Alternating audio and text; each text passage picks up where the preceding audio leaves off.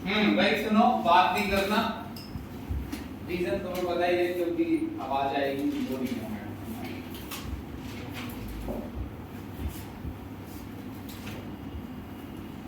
भाई कल हमारा टॉपिक था एक जिसमें बहुत कुछ समझने की जरूरत होगी, उससे आगे ही चलेगा। आज भी बहुत कुछ समझना है।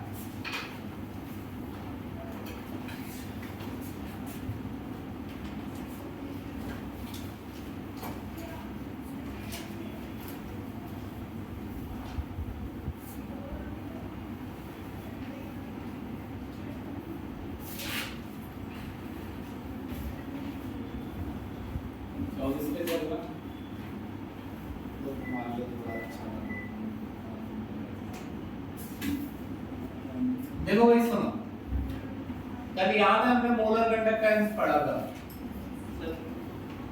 Delta M. 5 मिनट इसका ओवरव्यू दे रहा हूं मैं, इसके आगे चलना भाई। एक का नाम समझ नहीं आएगा, मुश्किल है समझ। हमने पढ़ा था क्या, मोलर कंडक्टेंस। क्लियर है मेरी बात? मैंने आपसे कहा था कि कंडक्टेंस ऑफ 1 मोल इलेक्ट्रोलाइट, एक मोल इलेक्ट्रोलाइट की कंडक्टेंस क्या कहलाती है, मोलर कंडक्टेंस, जिसका फॉर्मूला है डेल्टा एम इक्वल्स टू के बाय सी। के है यहाँ पर क्या, कंडक्टिविटी, और सी है यहाँ पर मोलैरिटी। याद है इतना? चेक कर लो, बहुत फायदा होगा, देखते जाओ। फिर हमने एक टॉपिक पढ़ा था जिसका नाम था लिमिटिंग मोलर कंडक्टिविटी। एक बार याद करके बताना क्या है इसमें।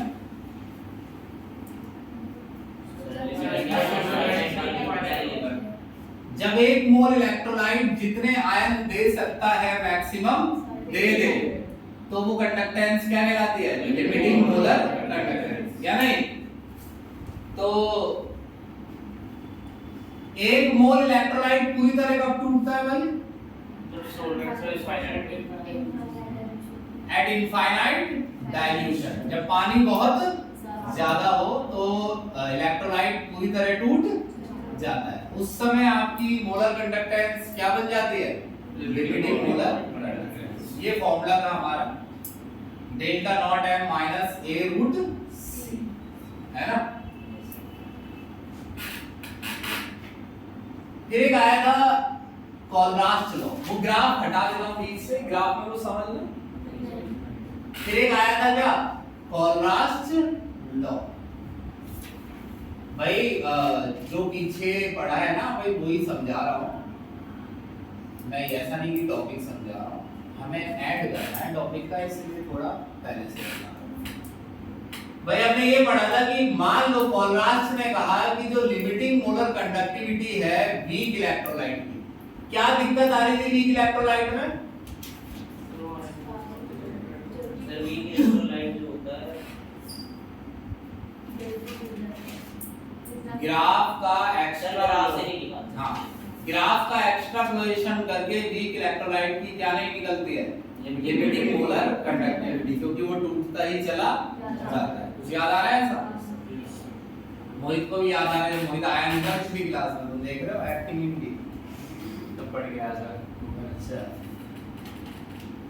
लैम्डा नॉट एच प्लस, दोनों का सम होता है भाई। कोलरास्ट ने कहा था कि लिमिटिंग मोलर कंडक्टिविटी जो है, इसका मतलब है कि भाई एक मोल CH3COOH मैक्सिमम कितनी इलेक्ट्रिसिटी कंडक्ट करवा सकता है, उसमें कुछ तो इलेक्ट्रिसिटी कंडक्ट करवाई है एनायन ने, और कुछ वो इन दोनों का क्या है, सम। खास बात ये है कि एनायन और कैटायन इनफाइनाइट डाइल्यूशन पर एक दूसरे से इतनी दूर होते हैं, जब डाइल्यूशन क्या होता है, इनफाइनाइट, तो एनायन और कैटायन एक दूसरे से इतनी दूर होते हैं कि इनका आपस में कोई संपर्क, अगर इनका आपस में कोई संपर्क नहीं है तो CH3COO- क्या वैल्यू देगा कंडक्टिविटी की, वो साथ वाले आयन पर डिपेंड नहीं है, क्योंकि इनका आपस में कोई मतलब नहीं।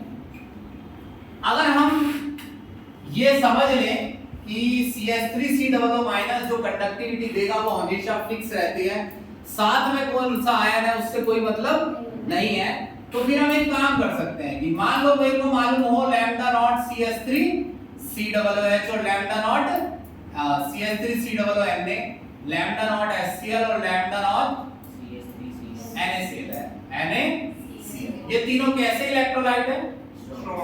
इनकी लिमिटिंग मोलर कंडक्टिविटी कैसे पता है मुझे?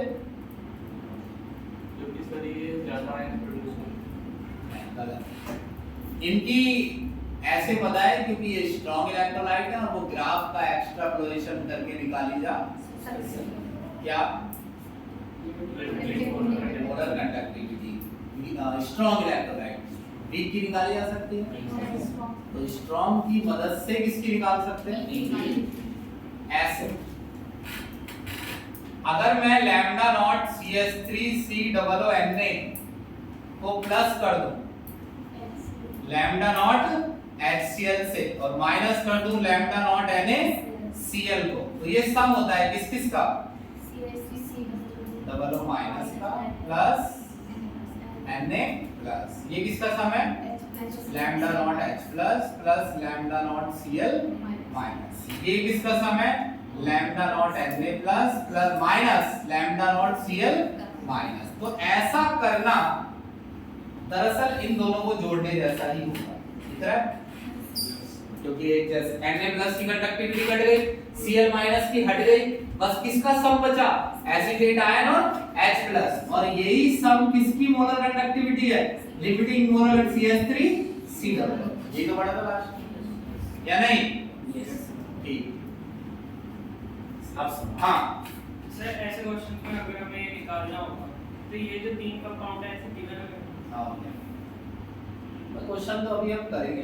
प्लस माइनस का तो सोच सकते हैं कि क्या करना है, ऐसे करके कंपाउंड में सोच सकते हैं। नहीं, तुम कैसे सोच रहे हो कंपाउंड? जो वैल्यू वो वैल्यू भी तो देगा, वैल्यू देगा इसकी इसकी और इसकी, उन तीनों वैल्यूज को क्या करना है? माइनस, जिनकी वैल्यू देगा वही इलेक्ट्रोलाइट देगा। ये तो क्वेश्चन ही है, ये तो मैं लिख रहा हूँ, ये कोई टॉपिक थोड़ी है, ये तो क्वेश्चन है। पता नहीं क्या नंबर है इसका एग्जांपल में, वही क्वेश्चन उठा के समझा रहा हूँ मैं। बस उसमें ये तीनों दिए हैं, इनकी वैल्यू दी है, बस हमें इनको क्या करना है? ऐसे माइनस। वो तो मुझ पे छोड़ दो कैसे करना है, ये वाला समझ आ गया ना? अब तो रफ कर दो इसे, नहीं बोला किसी भाई। अर्शिका तुमने टेस्ट में मार ली छुट्टी। सर मैं लास्ट क्लास में नहीं आई थी, तबीयत ठीक नहीं थी। मैं आई थी। देखो मानना ही पड़ता है, क्या करें। मम्मी से बात की थी, मेरे साथ में मेरी तबीयत ठीक अरे मैंने खुद अपनी मम्मी से कई बार बात कराई है टेस्ट में नहीं आने के लिए, नहीं। पापा तक से बात करा दी थी कई बार।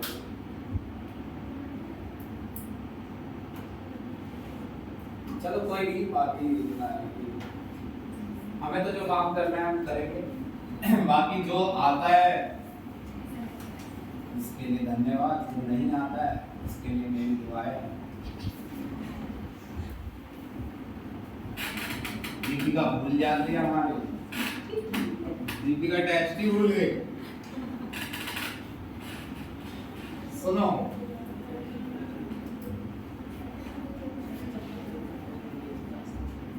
अच्छा अल्फा क्या होता है बताना? Degree of dissociation.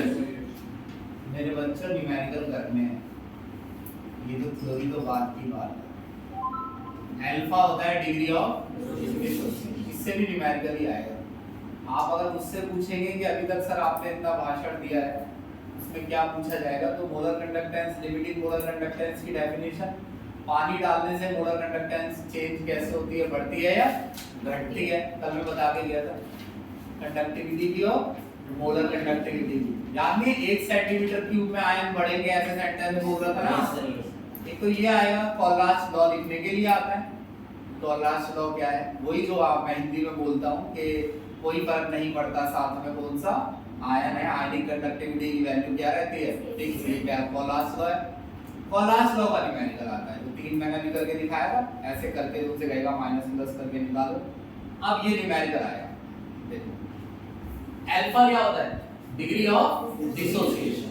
कहने का मतलब होता है कि भाई कितना इलेक्ट्रोलाइट टूटा, 1/3 टूटा या 1/4 2 टूटा या कितना टूटा। मान लो मेरे पास केसीएल है,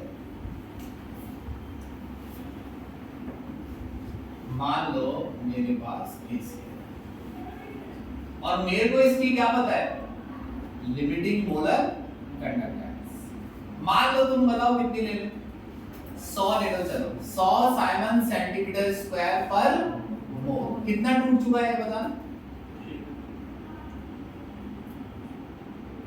100%। कितना टूट चुका है भाई, लिमिटिंग मोलर कंडक्टेंस में कितना टूटता है, 100% टूटा। 1 मोल लिया था, सारा टूट गया ना।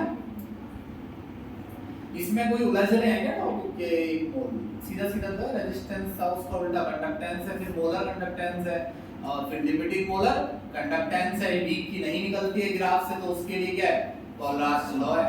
फिर ये कॉलरास लॉ से आगे का पार्ट है। मैंने कहा कि अगर मैं क्या निकाल लिखता हूं केसीएल की, लिमिटिंग मोलर कंडक्टेंस, तो ये लिमिटिंग मोलर कंडक्टेंस तब निकलती है जब केसीएल 100% टूट चुका हो, या नहीं। मान लो कि आधा टूटा है, मगर मेरे को नहीं पता है कि आधा टूटा है, तो लिखो मत। मेरे को नहीं पता कितना टूटा है, लेकिन मेरे को इतना पता है कि आज मैंने जो केसीएल लिया है वो पूरी तरह टूटा नहीं है। अगर वो पूरी तरह टूटता तो कितनी कंडक्टिविटी देता, लिखिए ना 100, लेकिन मेरा वाला पूरी तरह नहीं टूटा है, मेरा वाला वैल्यू दे रहा है 50। तो तुम्हें समझ नहीं आ रहा कि कितना टूटा है मेरा वाला, 50%, यानी हाफ टूटा है। अल्फा नहीं निकल जाएगा, ऐसे बताना, delta m divide by delta not m, ये निकलेगा। ये 100 है और ये 50, आधा टूटा है मेरा वाला, तभी तो वैल्यू क्या आ रही है, आधी, 1/4 टूट। अगर ये 100 आती है, 100% पे कितनी आ रही है, 100, तो मेरी अगर 25 आ रही है तो मेरा सिर्फ कितना टूटा है, 1/4। ये फॉर्मूला आया समझ में। वीक इलेक्ट्रोलाइट क्या अटेन कर लेता है, इक्विलिब्रियम। और कुछ तुम्हें बोला है मैंने क्या अटेन होता है, इक्विलिब्रियम के अलावा। वीक इलेक्ट्रोलाइट क्या अटेन कर लेता है, इक्विलिब्रियम। लो जी, इक्विलिब्रियम अटेन कर लिया। इक्विलिब्रियम अटेन हो जाने पर वीक इलेक्ट्रोलाइट करता है क्या, स्ट्रॉन्ग इलेक्ट्रोलाइट इक्विलिब्रियम अटेन नहीं करता, करता है लेकिन बहुत लास्ट में। मान लो तुमने जितना भी लिया उसका 99% टूट गया, तो फिर आप ये भी तो कह सकते हैं पूरा ही टूट गया, इक्विलिब्रियम अटेन हुआ ही। इसमें क्या हो जाता है कि भाई 10% टूटा कि क्या अटेन हो गया, इक्विलिब्रियम। तो केसी बताओ कैसे निकालें, केसी क्या होता है, पहले मुझसे बोल के बताओ।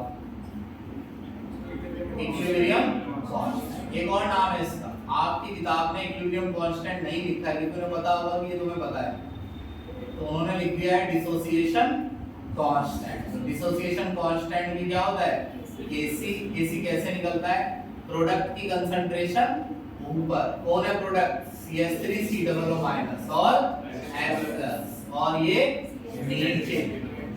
अब अगर याद ना हो तो बताना, फिर समझाएं। ये C अल्फा होता है, मान लो ये C लिया और ये 0 है और ये 0 है, C में से कितना कम हो गया, C अल्फा। ये C अल्फा घटा तो ये कितना बना, C अल्फा, ये भी C अल्फा। याद आया मुझे ऐसा, तो ये कितना ले लिया मैंने, C अल्फा, ये भी कितना, C अल्फा, और नीचे बचा C माइनस C अल्फा। तो सॉल्व करने पर आएगा ये C अल्फा का स्क्वायर 1 माइनस अल्फा, इसके इक्वल KC।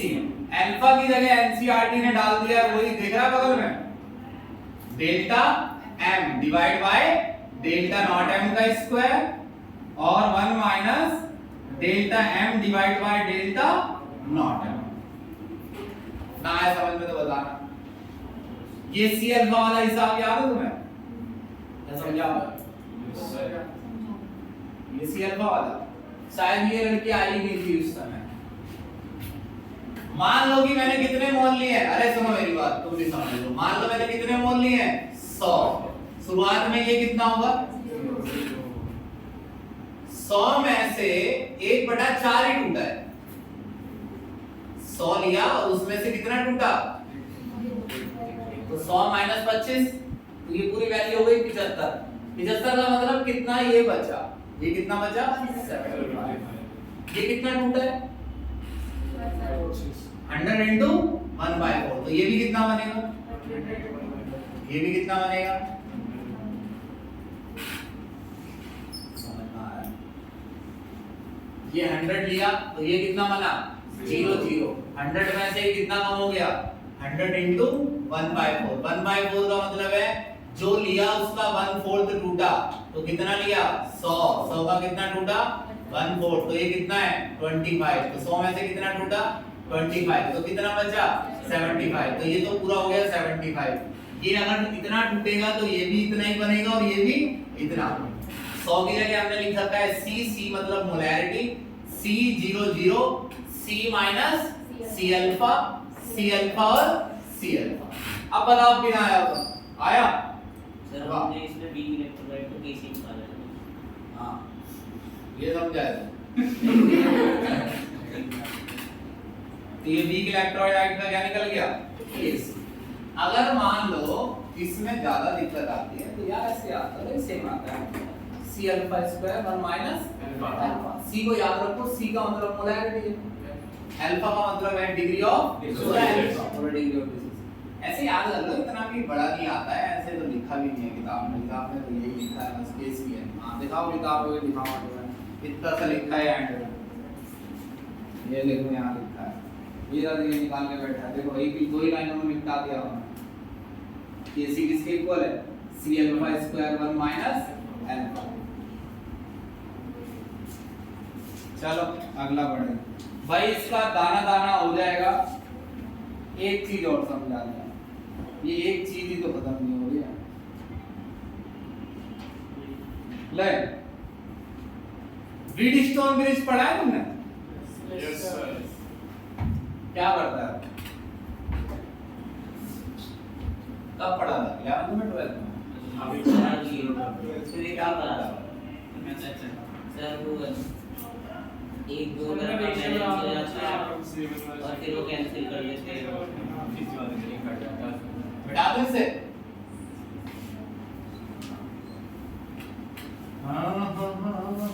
यार एक तो इतनी गर्मी है, ऊपर से तुम इतने बोर बच्चे हो।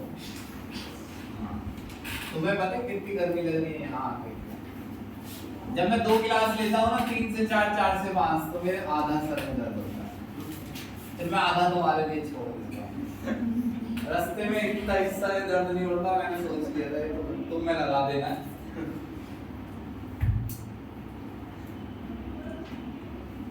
भाई गाना भाई वीडियो देख लियो, 2 रिकॉर्डिंग है बस, बिना वीडियो देखे तो नहीं आएगा आप कल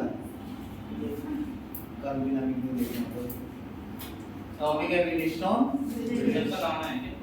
परसों होता है कल मैं कहा सर आपने ऑर्गेनिक क्लास चालू कर दी यार तुमसे ये तो समझ नहीं रहा, मैं तो सही बताऊं तो तुम्हें सब क्या समझ रहा है। दे रहे हैं तो तुम पूरे नहीं करके दे रहे हो, तुम्हें और चाहिए ऑर्गेनिक। पता है बहुत मेहनत है उसमें, जो मैं जिस तरीके से मैं समझा रहा हूं, समझाने की कह रहा हूं।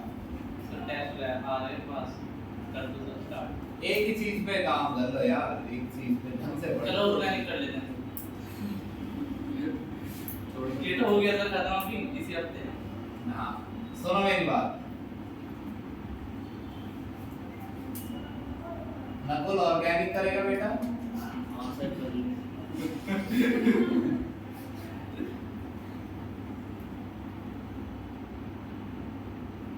ये देखो सुनो भाई, ये तुम में से किसने बिल्कुल भी नहीं पढ़ा है बताओ? व्हीटस्टोन ब्रिज सुना है ना? ये शर्मा देता है भाई। व्हीटस्टोन ब्रिज कुछ नहीं होता है, नहीं भी पढ़ाओ तो भी कोई दिक्कत नहीं है। ये एक ब्रिज होता है, डिजाइन होता है, इसमें रेजिस्टेंस लगाए जाते हैं 4, जैसे R1 R2 R3 और R4। इसमें क्या चक्कर होता है कि इन 2 एंड पॉइंट्स पर पोटेंशियल डिफरेंस 0 होता है, इसको ऐसे एडजस्ट किया जाता है, इन 2 पॉइंट्स पर पोटेंशियल डिफरेंस 0 होता है। तो यानी इन 2 पर अगर पोटेंशियल डिफरेंस 0 है तो इस तार में करंट जाएगा नहीं फिर, क्योंकि करंट हाई से लो, जब वही फ्लो करता है। और अगर इसमें पोटेंशियल डिफरेंस जीरो है तो यहाँ करंट नहीं जाएगा। तो यहाँ पर जो करंट का सोर्स है वो नल पॉइंट डिटेक्टर बोलते हैं, वो बता देता है कि इसमें करंट नहीं जा रहा है। अगर ऐसा हो गया है तो R1 और R2 इस समय समझ जाओ किसके बराबर है, R2। इतना आसान होता है। इसमें 3 रेजिस्टेंस आप लगाइए जो आपको पता हो। सारी बातों की दे रहा हूं मैं जवाब। पता कैसे होगा मुझे कि ये रेजिस्टेंस क्या है? गिवन क्या होगा यार, मैं दुकान से खरीद के लाया हूं, उस पे वैल्यू लिख के रजिस्टर आता है ना, वो भी तो रेजिस्टेंस ऑफर करता है। ये क्या है? ये मेरा सॉल्यूशन है, ये मेरा सॉल्यूशन है जिसे मैं कहता था कंडक्टिविटी सेल। याद आया कुछ? इस कंडक्टिविटी सेल में ही तो हमने मोलर कंडक्टेंस निकाली थी। Yes sir. डेट लाइन याद है? तो यहाँ बनाया था मैंने 3 बार फिगर। तो इस कंडक्टिविटी सेल के अंदर मैंने सॉल्यूशन भरा हुआ है। मान लो किसका सॉल्यूशन? KCl। मैं चाहता हूं कि इसका क्या निकल जाए? रेजिस्टेंस। इस सॉल्यूशन का क्या निकालना चाहता हूं? तो ये मेरा R1 की जगह लिख लो R सॉल्यूशन। अब ये देखो कि ये 3 तो मुझे मालूम है, यस सर। और R सॉल्यूशन किसके इक्वल हो गया? R2 R3 बाय, ये तीनों मेरे को मालूम है तो मैं ये निकाल दूंगा या नहीं? तो इस तरीके से व्हीटस्टोन ब्रिज का इस्तेमाल अननोन रेजिस्टेंस निकालने में होता है। जिसका क्या निकालना? रेजिस्टेंस। अब रेजिस्टेंस निकालने से क्या फायदा होता है? R किसके इक्वल होता है? रो L बाय A। R को नीचे ले आओ तो ये हो गया 1 by R multiply L by A। रो को नीचे ले आओ 1 बाय रो। 1 बाय रो क्या होता है? कंडक्टिविटी। 1 बाय R क्या होता है? कंडक्टेंस। और L बाय A का क्या मतलब है? L का मतलब है लेंथ कंडक्टिविटी सेल की, और A का मतलब है एरिया। तो ये L और A चेंज थोड़ी होता है, ये ज्यादा डिजाइन में आती नहीं। सभी कंडक्टिविटी सेल की लेंथ और एरिया ऑलमोस्ट क्या होता है? सेम। ऐसा नहीं है कि एक, अगर तुम अपने स्कूल में हो तो आपको एक ही कंडक्टिविटी सेल वहां देखने को मिलेगी, उसका लेंथ और एरिया सेम। तो इसे घर से ही क्या कर लो? डिवाइड, क्योंकि ये वैल्यू हमेशा क्या रहती है? सेम। और इसे कहते हैं सेल कॉस्ट। न्याय है बस। क्या होती है सर? भाई जो भी मतलब होती है वो डिवाइड करके आप एक बार निकाल लो, बार-बार लेंथ लिखोगे, बार-बार एरिया, हर बार सेम ही लिखना है। तो जो भी लेंथ और एरिया है वो निकाल लेते हैं। तो ये सेल कांस्टेंट के नाम से दी होती है न्यूमेरिकल में। तो सेल कांस्टेंट का मतलब L बाय A है। मैं ये समझा रहा हूँ कांस्टेंट कैसे रहता है, क्योंकि ये ज्यादा डिजाइन्स में नहीं आती है। लेंथ और एरिया ऑलमोस्ट सबका क्या रहता है? सेम। जैसे टीवी होता है कोई 14 इंची 24 इंची, ऐसे कुछ ही तो फिक्स डिजाइन होते हैं ना। एक ये फॉर्मूला है। सारे इतिहास की फोटो ले लेते हैं।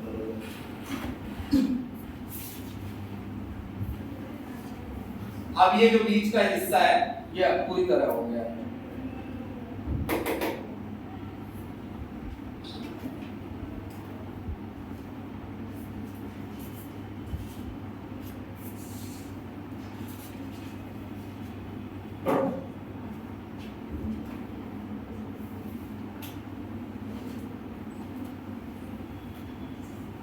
कर दो ना।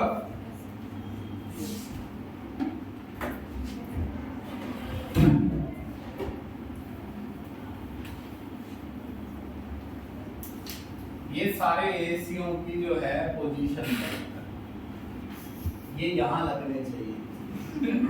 हाँ, तो हवा आए मेरे को, तुमको तो आ ही जाएगी, सामने आए वहाँ नहीं आई है। ऊपर पंखा चल। सुनो भाई, अगला टॉपिक है फैराडेज लॉ ऑफ इलेक्ट्रोलिसिस। समझ लो, आसान है, ऐसे टॉपिक कभी कभार ही आते हैं।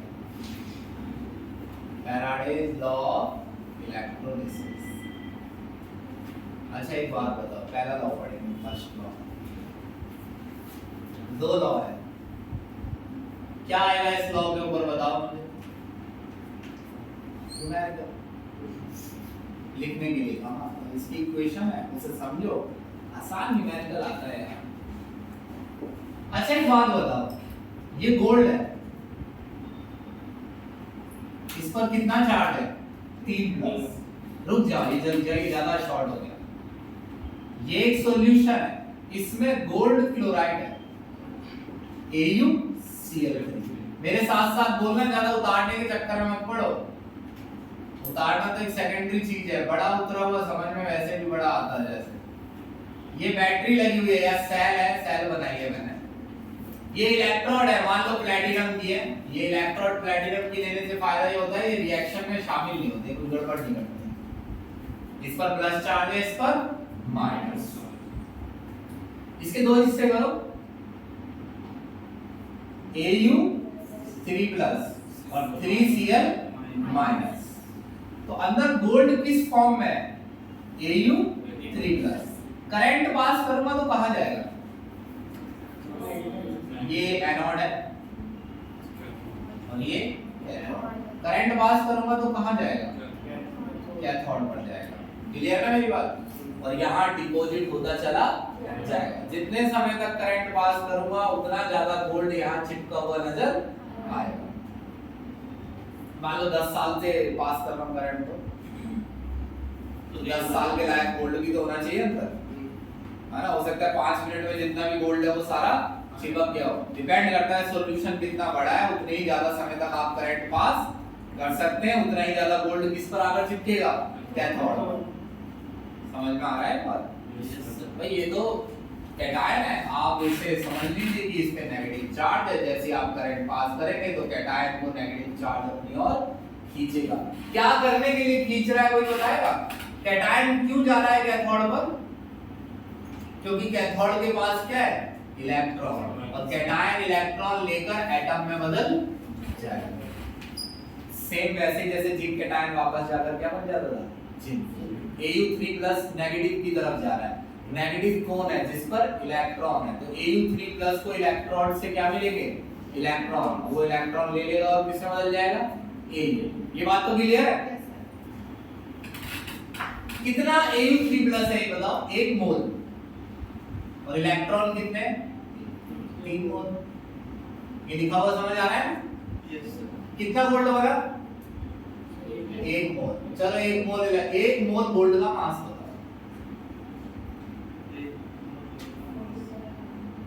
मल्टीप्लाई नहीं करना है। 197 U एक एटम का मास है। 197 U ये तो याद होना चाहिए। इसे तो कहते हैं एटॉमिक मास, जो आपको अलग अलग एटम के याद होते हैं। ऑक्सीजन का 16, ऐसे ही गोल्ड का कितना है? 197 U।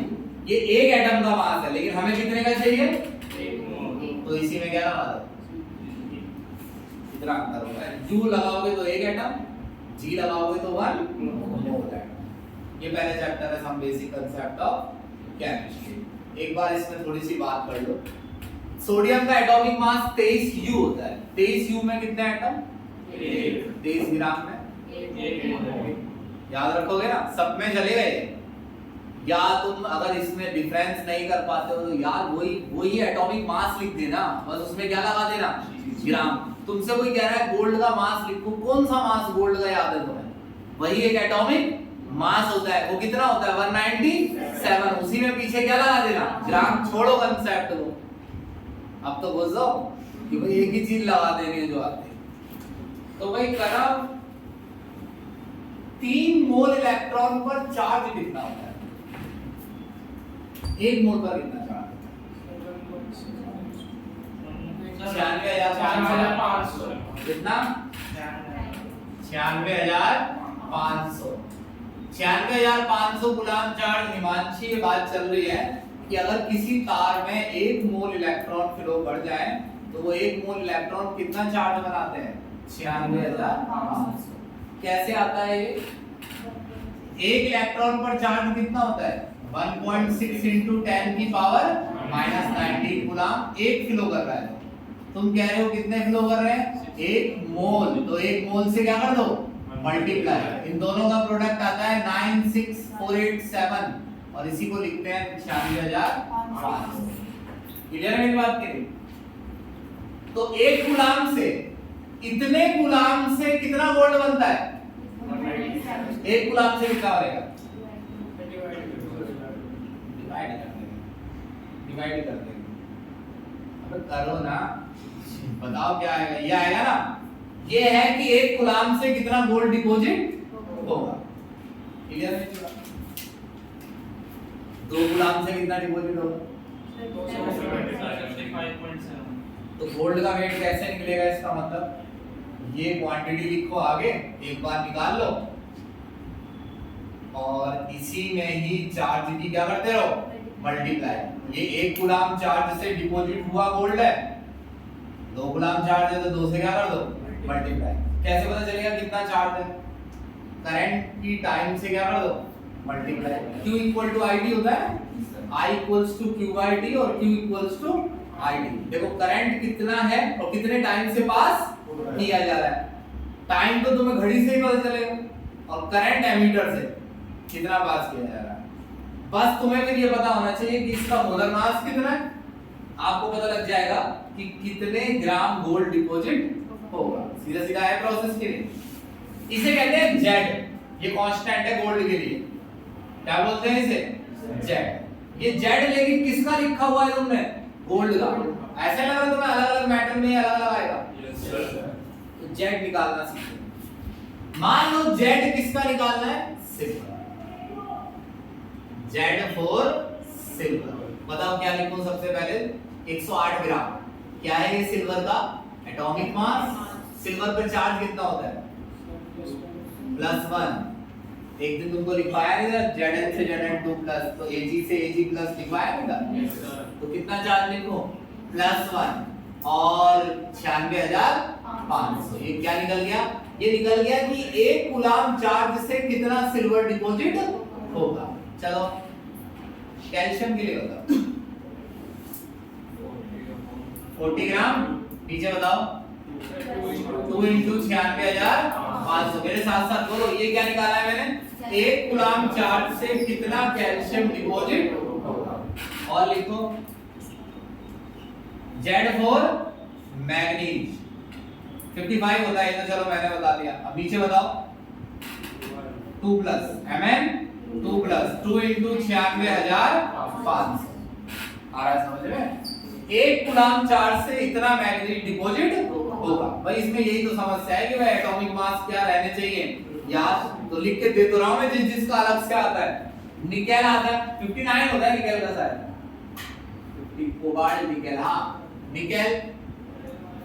Z बताओ इसका 59 gram divide by Ni2 plus 2 into 96,500। और आयरन Z निकालो, क्या लिखो बताओ? 56 ग्राम 2 इंटू 96,500। और बताओ कोई आयरन जैसा मिलता? कॉपर 63.5। क्या लिखो नीचे? 2 इंटू 96,500। अब कौन सा मेटल आएगा उसकी टेंशन मत लो भैया, अभी तो यही है, हम पेपर में थोड़ी गए हैं। ठीक है जी, आएगा देखा जाएगा। मैं तो लिख के दे दूंगा भैया कि ये एटॉमिक मास है इसका मेटल में। ठीक है जी। तो W किसके इक्वल है? Z into I into T। Z कैसे निकलेगा समझ गए ना? Z पर ध्यान देना वरना Z से क्वेश्चन बदल जाएगा। I तो कोई भी निकाल लेगा पेपर में, I कोई भी पहचान लेता है। टाइम दिया होता है, बस क्या निकालना होता है अपने आप सामने Z। समझे मेरी बात की नहीं? अब ये देखो, ये फैराडे का फर्स्ट लॉ क्या होता है? फिर जब ये इतनी सब ये पढ़ लिया ना भाई, फर्स्ट लॉ फैराडे का ये कहता है किसी मेटल की, सुना तो मैं दोबारा बोल रहा हूं, किसी मेटल का कितना वेट कैथोड या एनोड पर डिपॉजिट होगा, ये डिपेंड करता है कि कितना चार्ज तुमने उसमें पास किया है। या नहीं है? प्रोपोर्शनैलिटी का साइन हटाकर क्या लगाना है? Z। फॉर्मूला हो गया Z इनटू Q। ये की समझा? मैंने अलग तरीके से बताया। Q की जगह लिख लो I इनटू T। क्या लॉ है फैराडे का फर्स्ट? कि भाई किसी मेटल का कितना वेट डिपॉजिट होगा, किस पर डिपेंड है? Quantity of charge. कितनी क्वांटिटी में चार्ज पास किया है। मैंने ये बता दिया है कि फॉर्मूला कैसे बना है। मैंने पहले निकाला Z, मैंने कहा ये 1 कूलाम से डिपॉजिट हो रहा है, चार्ज से मल्टीप्लाई कर दो, 40 कूलाम है तो 40 की इसी में क्या कर दो? मल्टीप्लाई। वहां पर क्या होता है कि W equal to Z Q है, फिर आपको जेड निकालने के लिए कहा जाता। जेड निकालने का फॉर्मूला बता देते कि भाई जेड ऐसे निकलता है, मगर उसमें कोई भी मीनिंग पता नहीं चलता कि जेड क्यों निकाला जा रहा है। समझ गए मेरी बात नहीं? चलो इसका करो, ये फर्स्ट है।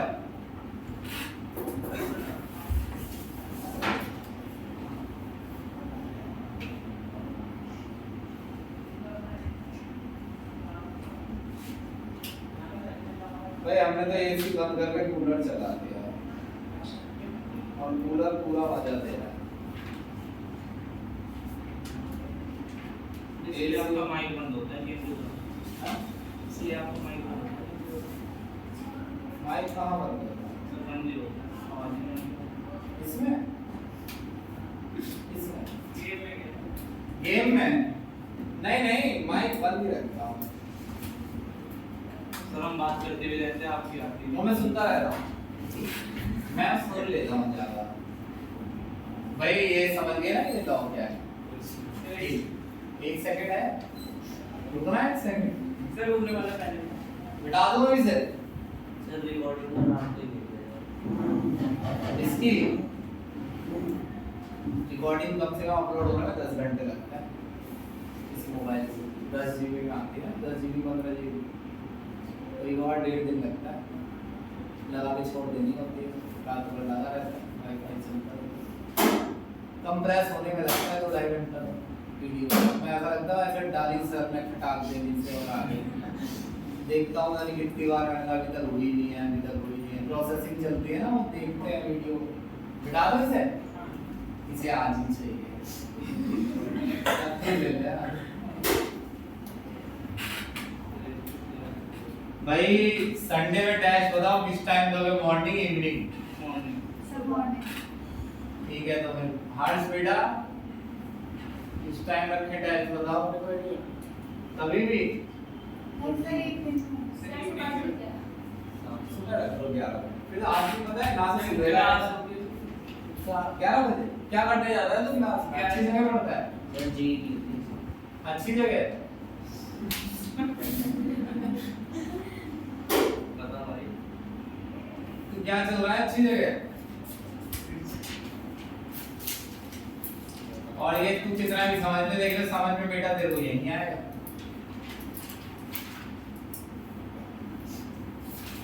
चाहे तू आकाश चला जाए, चाहे पाताल में घुस जाए।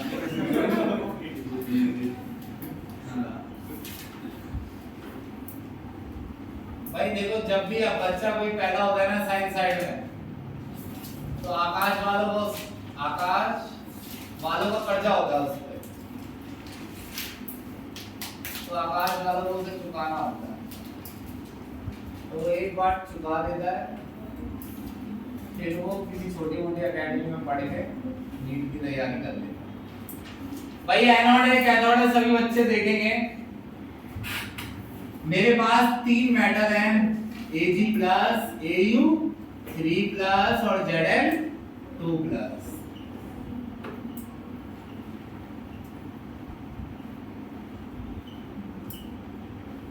Ag Au Zl।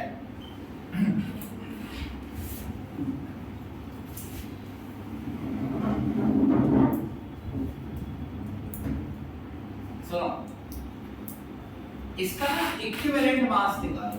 Silver equivalent mass जो होता है ना, वो ये होता है। इसका मोलर मास कितना है? 108 अभी लिखा था ना मैंने। इससे चार्ज कितना होता है? 1 प्लस। इसके मेटल पे कितना चार्ज होता है? 1 प्लस। भाई ध्यान देना थोड़ा सा, बड़ा आसान सी बात बता रहा हूँ, मेरे को तो आसान लगती है इसलिए मैं बता दे रहा हूँ, तुम्हें पता नहीं क्या लग रहा हो। इक्विवेलेंट मास में ऊपर तो लिखो मोलर मास, नीचे चार्ज। बस इसी में 96,500 मल्टीप्लाई कर दो तो वो जेड बन जाता है। ये जेड नहीं बनाया है मैंने, ये अलग चीज है, इक्विवेलेंट मास है। तो नीचे लिखना है चार्ज और ऊपर लिखना है मोलर मास। तो एक बार मुझे बता देना अगले वाला, इसका इक्विवेलेंट मास कैसे निकलेगा? ऊपर लिखा मैंने 197, नीचे 3 है ना। इसका बहुत कठिन है।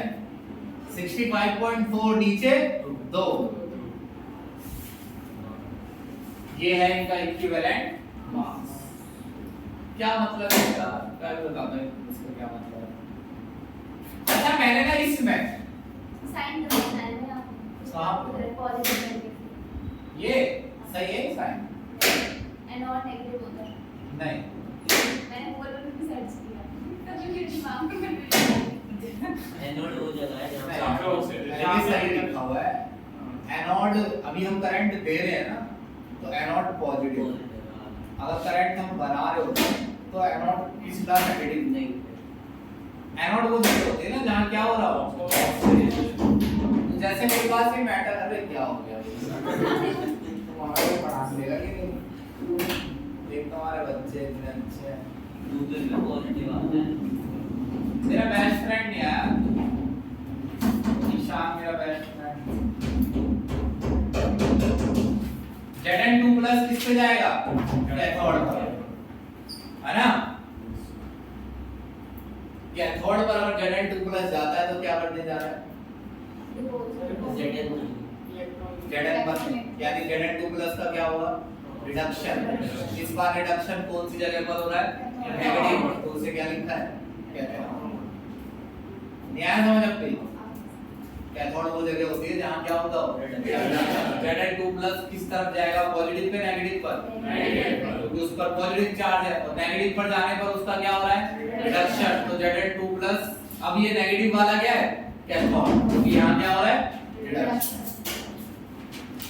अरे आ गया समझ में? Yes sir. हाँ तो मुंह भी तो ऐसा बनाओ।